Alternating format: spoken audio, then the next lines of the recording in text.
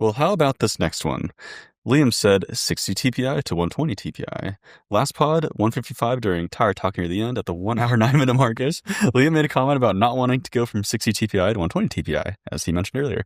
And I'm hoping you guys can expand on this. I was under the impression that the higher TPI was better in every way and often carries a higher price tag. Would love it if you guys could talk a little bit about TPI and highlight the pros and cons of 60 versus 120 and why you'd want to avoid 120. And include personal preferences. I'm personally running large volume 29 by 2.6 Kenda Booster rear and 29 by 2.6 Kenda Karma 2 front. Both are actually 120 TPI on my 130mm trail bike. I've had great success as they are fast, light, quiet, and comfortable, but wondering why Liam avoids 120. Thanks, guys. Tom. I would say not every brand is created equal on this topic, just because, like, you know, he has those 120 on a Kenda tire on his 130 bike. I haven't ridden Kendas ever, so I'm not really sure how that casing is. Mm-hmm.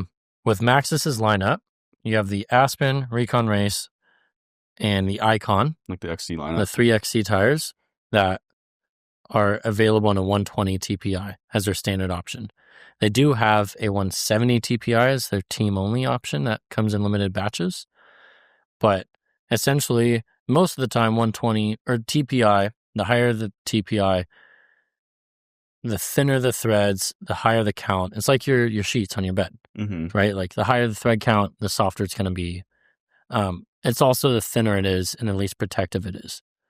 So that's why with Maxxis, I don't want to drop, in quotes, to the 120 casing because I flat those at Downieville. Similar feels with WTB when their new macro is 120 and the new Peacekeeper is 60. And essentially you're running what turns out, even though they're both EXO casing with Maxxis, it ends up that the 60 TPI in the front is a little bit more protective and flats less easy as the 120 TPI that I'm running on the rear. So if you have the thicker casing on the front and the lighter on the rear, you're basically going to be plowing the front and your rear is going to be following, therefore flatting. You have more weight on it and you're not controlling where it is as best. Right. So it's not equal to like every brand. These Vittorias I'm running, they run 60 TPI on all their XC tires.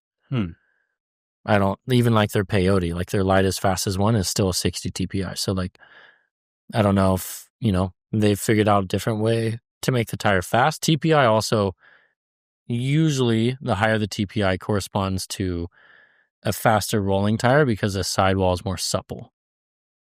Okay. So, but it's not apples to apples, like, you know, Kenda to Maxxis to WTB to Vittoria. Like, right. I've just noticed that with Maxxis tires, once you drop to that 120 XC style casing, I tend to flat those easier. So I'm trying to not flat. Well, it's interesting that you've noticed that correlation and that you can notice that much of a difference just in the TPI. I also don't flat Icons around here or Recon Race. Like, well, yeah, just because it's just such different terrain, like you said, Downieville. I'll go all year long without flatting that, and I go to Downieville and I flat it first run. So, yeah. Very interesting. So, yeah. There's a lot to unpack there. It's better in every way if you're considering, and it's not better in every way, like with what I'm thinking of. It's better that it's more supple and it's typically faster rolling, but that also lends itself to be more flat prone with a thinner sidewall. Interesting. So do guys on like the XC World Cup circuit, like, do they switch between 60 120 TPI, or like you said, like they go 170? They go 120, 170. So what's the benefit of 170 then? It's even faster, but also even more thin. Okay. Yeah. Interesting. What do you think about all this? I think there needs to be a meme that's just like, why so complicated? Pretty much, yeah. It is definitely in the weeds. I mean, I also have the thought of just running a Recon 60 TPI and just chopping down the center knobs. Just so it's faster. Just to go fast. You don't always have the option, right? Because, like, for example, I have that Recon EXO Plus. that just only comes in one TPI, right? Well, yeah, you have EXO or EXO Plus. Those are both the same TPI. EXO Plus just gets a Kevlar or plastic sidewall insert. Yeah, so most people on trail bikes, like I have that Forecaster up front, EXO, and then the Recon in the back, EXO Plus. Like I don't even have an option to get the same tires with a different TPI. No. Yeah, it's kind of rare that you have like a TPI option as a there really available variant. There isn't options. Yeah. But I'm avoiding the 120 Maxxis tires as a whole, which is Aspen, Recon Race, Icon. Yeah. Interesting. I guess those are the fastest. Yeah. And it makes sense. Like you don't want, I mean, I already said it, but you don't want the lower tread pattern, the faster tread pattern with a thicker casing. Like no one wants that typically, right? Like, right. You know, But that'd be a weird product. They'd sell approximately 45 tires a year to the 45 people at Downieville that care. Yeah. You know, and maybe some people in, it could actually be a good tire for Bentonville.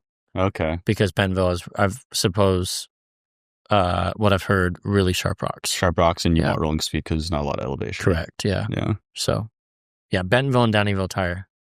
Other than that, it's probably useless everywhere else in the world.